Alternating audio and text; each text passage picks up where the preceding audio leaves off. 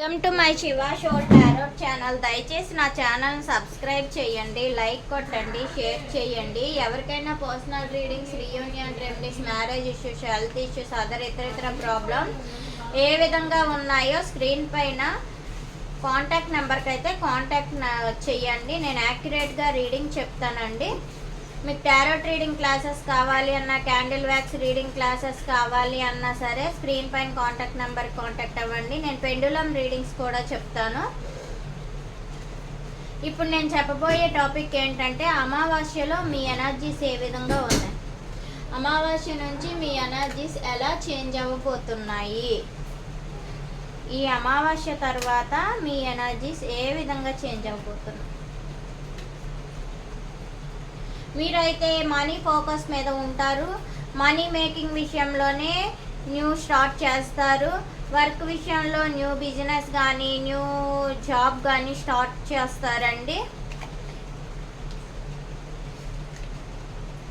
కొంచెం కన్ఫ్యూజన్స్ ఉంటాయి. ఇది జరిగిన తర్వాత, స్టార్టింగ్ అయిన తర్వాత మీకు కన్ఫ్యూజన్స్ ఉంటాయి, దెబ్బలాట్లు ఎక్కువగా జరుగుతాయి, ఆర్గ్యుమెంట్స్ అవుతాయి. ఖచ్చితంగా ఆర్గ్యుమెంట్స్ అయితే మీ లైఫ్లో అవుతాయండి. మీరేంటంటే రిస్క్ తీసుకొని అయినా సరే ముందుకు వెళ్ళాలి, ఎలా అయినా సక్సెస్ తీసుకురావాలి, మా లైఫ్లో కెరియర్ పరంగా సక్సెస్ అనేది తీసుకురావాలి అనుకుంటారు. కానీ ఇమ్మెచ్యూర్గా ఆలోచిస్తారు. వెయిటింగ్ అయితే కనిపిస్తుంది. ఏదో ఒక మోసం కూడా మీకు జరుగుతుందండి.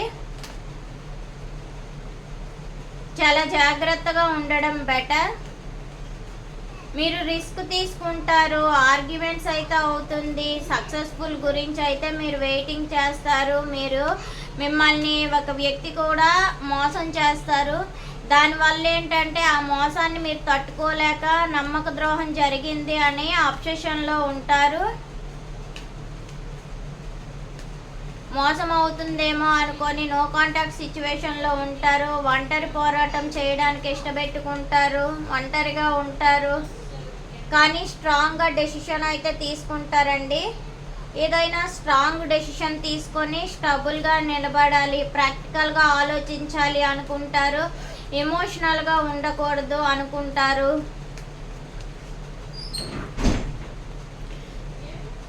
ఎప్పుడైతే మీరు ప్రాక్టికల్గా ఉంటారో అప్పుడు మీరు హ్యాపీగా ఉంటాను అని మీరు డిసైడ్ అవుతారు. అప్పుడే మీరు ఫ్యామిలీని హ్యాపీగా ఉంచుకుంటారు. కొంతమంది ఏంటంటే మ్యారేజ్ చేసుకుంటారండి, ఫ్యామిలీతో హ్యాపీగా ఉంటారు. మిమ్మల్ని కూడా ఇక్కడ ఏంటంటే ఫ్యామిలీ పర్సన్ కనిపిస్తున్నాడు.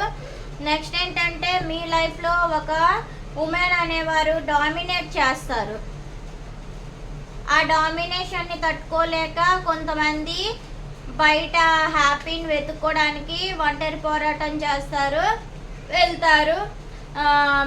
టీం వర్క్ అనేది ఖచ్చితంగా జరుగుతుంది. మీటింగ్స్ హెవీగా ఉంటాయి, కెరియర్ పరంగా మీటింగ్స్ జరుగుతాయి, ఫ్రెండ్స్తో చర్చలు జరుగుతాయి, ఫ్యామిలీతో హ్యాపీగా ఉంటారు. రెండు ఫ్యామిలీస్ యూనిటీ అవుతుంది. మీరు కెరియర్ పరంగా హ్యాపీగా ఉంచుతారు, స్టబాన్గా ఉంటారు. ఇక్కడైతే ఎక్కువగా కనిపిస్తుంది. ఇంకొక మాట ఏంటంటే 2 ఫ్యామిలీస్ కనిపిస్తున్నాయి. 2 ఫ్యామిలీస్ను కూడా మీ పర్సన్ అయితే హ్యాపీగా ఉంచుతారు కూడా, ఉంచాలి అని డిసైడ్ చేసుకుంటారు. ఇద్దరిని హ్యాపీగా ఉంచుతారు. సెలబ్రేషన్స్ జరుగుతాయి, ఫ్రెండ్స్తో హ్యాపీగా ఉంటారు. ఫ్రెండ్స్, ఫ్యామిలీ, వర్క్ రిలేటెడ్ చాలా హ్యాపీగా ఉంటారండి. ఇక్కడ నుంచి ఇక్కడైతే అదే కనిపిస్తుంది.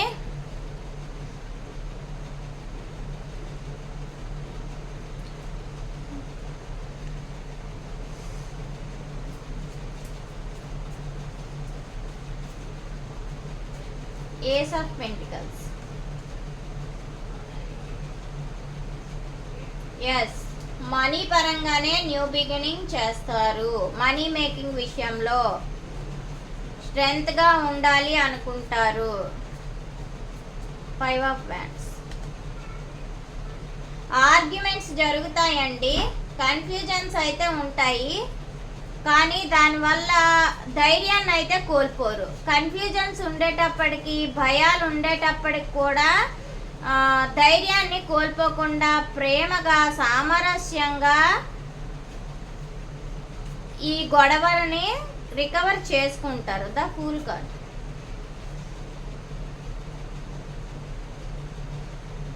Three of wands. మీరేంటంటే ఇక్కడ జరిగిన ఆర్గ్యుమెంట్స్ని అనుభవంగా ఆలోచించి, ఫ్యూచర్గా ఆలోచించి, ఫ్యూచర్ ప్లాన్తో ఆలోచించి రిస్క్ తీసుకొనైనా సరే ముందుకు వెళ్ళాలి. రిస్క్ తీసుకొనైనా సరే సక్సెస్ కోరుకోవాలి, సక్సెస్ రావాలి, నేను రిస్క్ తీసుకుంటాను అని ఒక నిర్ణయానికి మీరు వచ్చేస్తారు. 5 of swords, ace of swords. కొత్త ఆలోచనలతో వెయిటింగ్ ఎనర్జీలో ఉంటారు.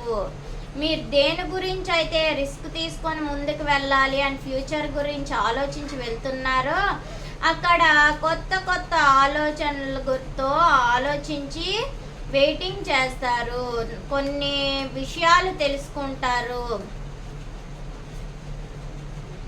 కానీ అలా తెలుసుకోవడం వల్ల మీరు ఒంటరిగా ఉండి నో కాంటాక్ట్ సిచ్యువేషన్లో వెళ్తారు. ఎమోషనల్గా అప్సెట్ మూమెంట్ వస్తుంది. 8 ఆఫ్ కప్స్.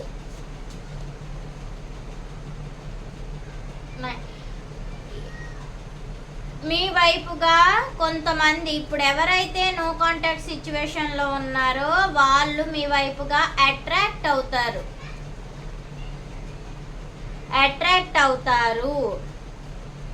మీ వైపుగా వస్తారు. మీరు ఎక్కువగా ఒంటరిగా ఉంటూ ఆలోచిస్తారు.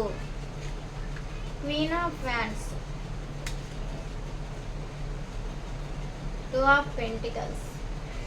ఆన్ అండ్ ఆఫ్ సిచ్యువేషన్స్ అనేది ఏర్పడినా సరే సరైన డెసిషన్ తీసుకొని స్ట్రాంగ్గా నిలబడాలి అని ఒక నిర్ణయానికి వస్తారు. 4 of wands, the devil. Work stress ఉండేటప్పటికి కూడా ఫిజికల్ అట్రాక్షన్ ఉంది, ఫ్యామిలీలో హ్యాపీగా ఉంచాలి అనుకుంటారు. నెక్స్ట్ కొంతమంది లైఫ్లో థర్డ్ పార్టీ సిచ్యువేషన్లో ఉంటాయి. ఎడిక్షన్స్కి అలవాటు పడి దానిలో హ్యాపీని చూసుకుంటారు. 3 ఆఫ్ పెంటికల్స్. వర్క్ బర్డెన్లో హ్యాపీని చూసుకుంటారు. The sun. టీం వర్క్ చేస్తారు, ట్రావెల్స్ ఉంటాయి, అన్ఎక్స్పెక్టెడ్ జర్నీస్ ఉంటాయి, ముందుగా తెలిసిన జర్నీస్ కూడా ఉంటాయి. ఎంజాయ్ అయితే చేస్తారు. 10 ఆఫ్ పెంటికల్స్. 8 of wands. మీకు కమ్యూనికేషన్ అనేది జరుగుతుంది, మీరు అనుకున్న దాన్ని రీచ్ అవుతారు, సక్సెస్ అయితే ఉంది అని అయితే ఇక్కడ కనిపిస్తుంది. 3 of cups. King of cups. ఎమోషనల్గా బ్యాలెన్సింగ్గా ఉంటారు, ఫ్రెండ్స్తో ఫ్యామిలీతో హ్యాపీగా ఉంటారు. ఎడిక్షన్స్కి అలవాటు పడతారు. ఎడిక్షన్స్లో ఉన్నా సరే మీ పర్సన్ మీకు దక్కుతారు అనే ఆలోచనలో మీరు హ్యాపీగా ఉంటారు.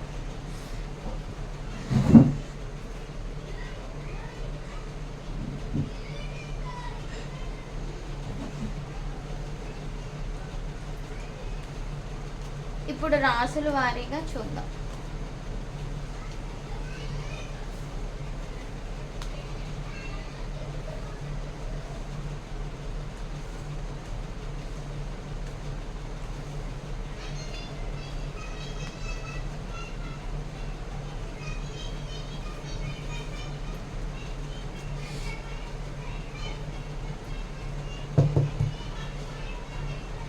రాసుల వారీగా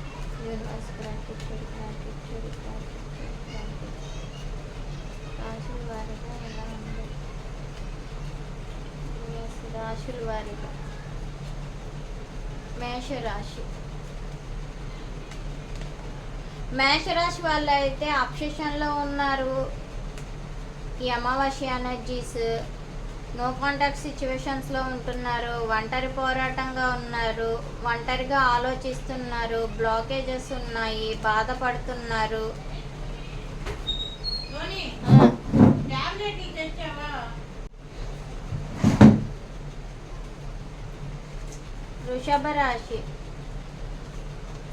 వృషభ రాశి వాళ్ళైతే కన్ఫ్యూజన్ స్టేట్లో ఉన్నారు. ఏ నిర్ణయం తీసుకోవాలో అర్థం కాక సైలెంట్గా ఉన్నారు. రెండు కత్తుల మధ్యలో నేను ఇరుక్కుపోయానే అనే ఆలోచనలో ఉన్నారు. మిథున రాశి ఒంటరిగా ఆలోచిస్తున్నారు, రీగ్రెట్ అవుతున్నారు, హోప్స్ అయితే పెట్టుకున్నారు, గతం గురించి ఓవర్గా థింక్ చేస్తున్నారు. కర్కాటక రాశి వాళ్ళు రెండు విషయాల్లో కన్ఫ్యూజన్లో ఉన్నారు. బ్యాలెన్సింగ్ చేయాలి అనుకుంటున్నారు, చూజ్ చేసుకోవాలి అనుకుంటున్నారు. ఏది ఫ్యూచర్ గురించి ఎక్కువగా ప్లానింగ్తో ఉంటున్నారు. కన్యారాశి ఒక నిర్ణయం తీసుకున్నారు, జడ్జిమెంట్స్ జరుగుతున్నాయి. ఒక నిర్ణయం అయితే తీసుకున్నారు వీళ్ళు.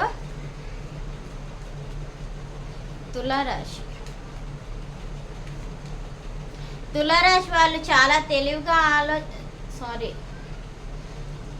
తులారాశి అయిపోయి సింహరాశి. తులారాశి వాళ్ళు చాలా తెలివిగా ఆలోచిస్తున్నారు. వీళ్ళకి మేనిఫెస్టేషన్ పవర్ పెరుగుతుంది. నెక్స్ట్ ఏంటంటే మేనిఫెస్టేషన్స్ వీళ్ళు చేసినవన్నీ సక్సెస్ అవుతాయి. అన్కండిషనల్గా లవ్ ఉంది. బ్యాలెన్సింగ్ కోరుకుంటున్నారు.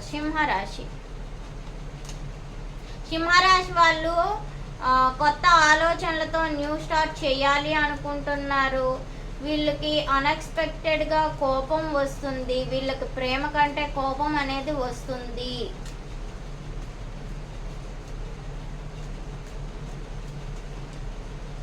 వృశ్చిక రాశి వాళ్ళు ఏంటంటే ఈగో ఎక్కువగా ఉంటుంది. ప్రాక్టికల్గా ఆలోచించుతారు, ఎమోషన్స్ని కంట్రోల్ చేసుకుంటారు. కానీ వీళ్ళ మనసులో అయితే ప్రేమ ఉంది.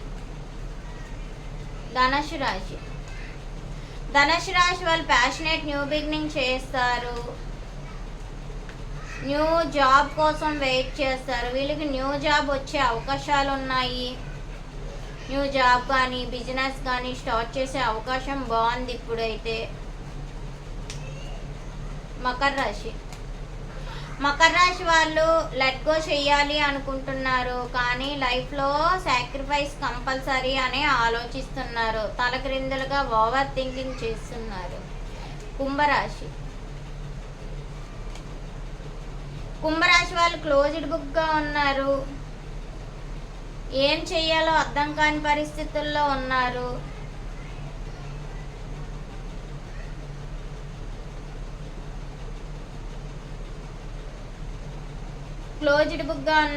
ఎటువంటి నిర్ణయం తీసుకోకుండా సైలెంట్గా ఉన్నారు. కానీ వాళ్ళు అనుకున్నది ఖచ్చితంగా నిర్ణయం తీసుకోవాలి, ముందుకు ఖచ్చితంగా తీసుకోవాలి అనే ఆలోచనలో మాత్రం ఉన్నారు. మీనరాశి వాళ్ళు జస్టిస్ చేయాలి అనుకుంటున్నారు. న్యాయ పోరాటం చేస్తారు, న్యాయం కోసం ఆలోచిస్తారు.